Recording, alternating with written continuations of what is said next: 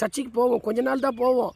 உடனே அற்புதம் பார்த்தீங்கன்னா ஒரு கார் வாங்கிடணும், ஒரு பைக்கு வாங்கிடணும், ஒரு வீடு கட்டிடணும், ஒரு ஃப்ரிட்ஜ் வாங்கிடணும், எனக்கு இருக்கிற சரீரத்தில் இருக்கிற நோய் எல்லாமே குணமாயிடணும். அதுக்கப்புறமா நான் ஆண்டவருக்கு டாட்டா காட்டணும். இது அல்லங்க வாழ்க்கை, இது அல்லங்க. ஜீவனை தந்த தேவனுக்கு ரட்சிப்பு கொடுக்குறாரு பார்த்தீங்களா? அந்த ரட்சிப்பை நம் சாகிற வரலும் பரலோகத்துக்கு வரலும் நம்ம. அதனால தான் பவுல் சொல்கிறாரு, நான் நல்ல போராட்டத்தை போராடினேன்னு பைபிள் சொல்லுது. இந்த ரட்சிப்பை நம்ம காத்துக்கொள்ளணுங்க. ஆண்டவர் கொடுக்குற அந்த ரட்சிப்பை, அதுதாங்க மெயின். இன்னைக்கு நம்ம நல்ல போராட்டத்தை நம்ம போராடணும்னு பைபிள் சொல்லுது. பவுல் சொல்கிறாரு, நல்ல போராட்டத்தை நான் போராடினேன், என் விசுவாசத்தை காத்துக்கொண்டேன், என் விசுவாசத்தை நான் காத்துக்கொண்டேன்னு பைபிள் சொல்லுது. இன்னைக்கு பார்த்தோன்னா நிறைய பேர் ஆற்றுல ஒரு கால், சேத்துல ஒரு கால்.